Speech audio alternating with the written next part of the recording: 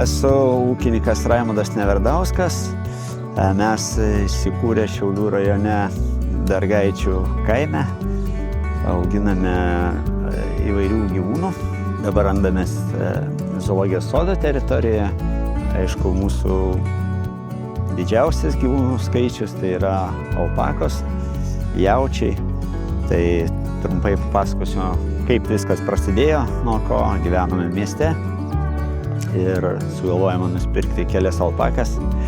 Todėl taip ūkis ir pradėjo augti nuo alpakų, po to įsigijome lamas, kupranugarius, po to kilo idėja įkurti zoologijos sodą.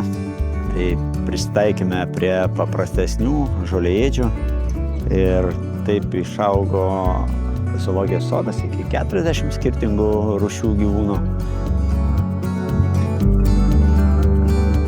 Ūkis kasmet augo ir vis reikėjo daugiau lėšų. Todėl nusprendėme kreiptis ir dėl finansų ir suradome tokią įmonę, Landę, kuri mums ir padėjo finansiškai augti. Augti norėjome auginant galvijus, didinti jų bandą, todėl finansavimas buvo būtinas. Ir šiandien dienai sprendėme tą klausimą, todėl esame dėkingi tai įmonei už pagalbą finansinę.